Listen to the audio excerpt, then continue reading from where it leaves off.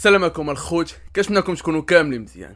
غدا ان شاء الله المباراة المنتظرة، مباراة الديربي اللي غتجمع بالفريق ديالنا الوداد والرجاء، في مباراة اللي غتكون ممتعة. نتمنوا انها تكون ممتعة، وخاصة نتمنوا فيها الفوز الفريق ديالنا الوداد. في هذا الفيديو غنقدم لكم افضل تشكيلة اللي كنشوفوا على انها خاصة تبدا هاد الديربي من اجل الفوز فيه ان شاء الله. فانت عندك خانه تعليقات، كتب لنا راي ديالك في التشكيله كتشوفها مناسبه للفوز في الديربي. فلو كنتي من عشاق الوداد خلي لنا شي لايك باش الفيديو يطلع لاكبر عدد ديال الوداديين. خلينا نقول لكم نبداو. غدا ان شاء الله المباراة المنتظرة من جميع الجماهير الودادية والجماهير المغربية عامة، اللي هي القمة والديربي الكرة المغربية اللي غيجمع بين الوداد الفريق ديالنا والغريم ديالنا الرجاء. شوف، هاد المباراة قادرة انها تغير المسار ديال اللاعب وديال الفرقة كله، من اللاعب اللي يقدر يكون خارج الاساسية إماكي تبدل المسار ديالو، من الفريق اللي يكون هو الاول يخسر يهبطوا المعنويات كلهم، المدرب، الجماهير، وكذلك اللاعبين.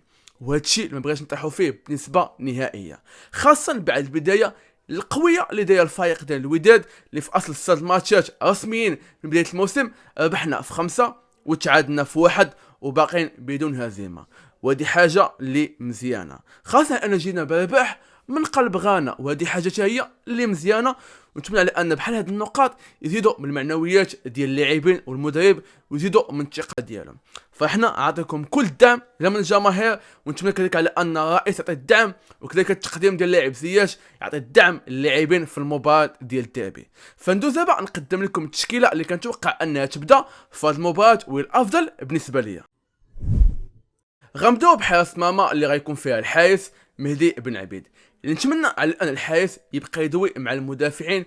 باش نشوفوا اخطاء بحال الخطا الكارثي اللي كان في المباراه الاخيره امام شانتي كوتوكو، اللي تماركا عندنا مكرونين، هدف اللي كان قادر ان نتفاداو وما يتماركاش عندنا. داكشي علاش نتمنى على ان بن عبيد يوجه الدفاعات ديالو.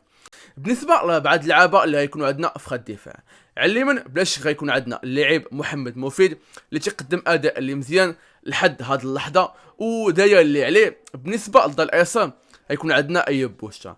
شوف هنا غنوقفوا مزيان، فبالنسبه لي انا معجب بالاداء والمجهودات اللي قدمهم بوشتا في هذا الموسم. لاعب كنلاحظ لانه كيحاول باش انه يطور من نفسه، تصلحات فيه بعض النقاط، وتمنع على انه يبقى هكا ويطلع النيفو ديالو. اما بالنسبه للثنائيه اللي عندنا في قلب الدفاع، كنظن على ان بن هاشم غيبقى بنفس الثنائيه ديال قلامي فريرا وامين ابو الفتح، ثنائيه اللي شفنا على انها مزيانه، غير نتمنى على ان يزيد التواصل بين اللاعبين ونقصوا الاخطاء بيناتهم، خاصة على ان فريرا لاعب اللي قوي، لاعب اللي طويل، قادر انه ياخذ ثنائيات في الهواء. كذلك ابو الفتح لاعب اللي بحاله حتى هو تدخلات مزيانين بالقدم ديالو مزيان. نتمناو يكون هذا الرباعي متفاهم في هذه المباراة، خاصة على انه في الديربي الخطا كيتساوى هدف. داكشي علاش نتمنى على ان الدفاع ما يطيحش في اخطاء اللي يكونوا كارثيه ويتسبوا لنا بالبيوت. ندوز دابا المعركه وسط الميدان اللي هي المعارك في كره القدم. الا قدرنا اننا نحتفظوا بالكره ونتحكموا في وسط الميدان، فاحنا اللي غنتحكموا في المباراه ونقدروا نفوزوا فيها. داكشي علاش كنتوقع على ان بن هاشم غيبدا بالثنائي اللي في خط الارتكاز، غيحتفظ على نفس اللاعبين اللي مقدمين اداء اللي كبير ومزيان في هذه المباريات الاخرى، اللي هما عبد الغفور لاميرات وجوزيف باكاسو. شوف نكون واقعي على ان الثنائيه غدا مزيان حاليا، رغم على ان تصبا فرجع التدريب وغيكون متاح للمدرب امين بن هاشم، ولكن كنتوقع على ان بن هاشم غيعطي ثقه لباكاسو ولميات في هذه المباراه القطع كرات ديال الخصم ديالنا الرجاء في هذه المباراه، خاصه على ان باكاسو لاعب طويل صحيح، تدخلات ديالو تدخلات اللي قويه في الهواء غيكون مزيان. كذلك لميات نفس القوه ديال باكاسو، عنده تسديد من خارج منطقه العمليات، وهذه حاجه اللي مزيانه. الا كانت المباراه مسدوده قنبله وحده يقدر يسالي المباراه. كذلك باكاسو فكما شفنا الهدف اللي كان ماركا رائع ام اشانتي كوتوكو، حداهم غيكونوا 3 ديال اللعابه. هنا غنشوف واش المدرب بن هاشم مدرب اللي جاي ولا لا، خاصه تنتمنى على انه يعطي الثقه لنفس الثنائيه اللي جابت لي رباح في المباراه الاخيره ام اشانتي كوتوكو. على اليسار غيكون عندنا اللاعب كريستوفر لوش، اللي واخا نبقى نمدح فيه تنعيه، لاعب امكانيات اللي كبيره، واحد من افضل الاجانب اللي جا الوداد في السنوات الاخيره. في هذا الموسم في اخر بعض الماتشات مثلا في السد بيوتا ماركي 3 مع 3 ديال الاسيس. لاعب اللي لا غنى عليه في التشكيل ديال الوداد حاليا.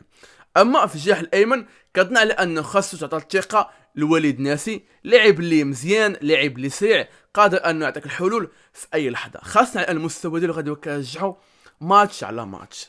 خلف المهاجم كظن على انه غيبدا باللاعب ستيفان عيسكي اللي غيكون منتشي بعد ما كان الهدف ديالو في المباراه الماضيه امام اشانتي كوتوكو.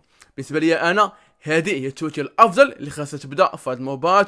اما من ناحيه امابط كنفضل على انه يبدا الشوط الثاني. بالنسبه للمهاجم الصحيح بلا شك غيبدا فيها اللاعب حمزه الهنوي، ولكن كان تصاب في المباراه الماضيه ام اشانتي كوتوكو، نتمنى على انه يكون حاضر في هذه المباراه. لاعب اللي يقلب على انه يزيد في الرصيد ديالو التهديفي من البطوله، غيكون عنده واحد المواجهه اللي قويه مع بدر بانو وخفيفي، خاصه طول القامه ديال اللاعبين بثلاثه. ولكن نتمنى على ان النوي يتفوق عليهم في هذه النقطه ويماركي بيوتا بحال اللي مارك في المباراه الاخيره. فهذا الخوت بالنسبه لي انا كنشوفها تشكيله مزيانه قادر باش انا نربحوا بها في الديربي بهاد اللاعبين، ونتمنوا على ان اي لاعب دخل وكان واجد يقدم كل ما في جهده في بحال هاد الماتشات اللي يكونوا ماتشات اللي قويين ديربي اللي قادر انه يبدل المسار كيف قلت ديال الفريق ديال اللاعب من القاعي واللي في القمه والعكس. نتمنى على انه يكون التركيز خاصه ذهني من هاد اللحظه، اللاعبين يفكروا في الماتش ما يفكروش في شي حاجه اخرى. الجمهور غيكون مساندكم في هذه المباراه فما تخذلوش الجماهير الوداديه.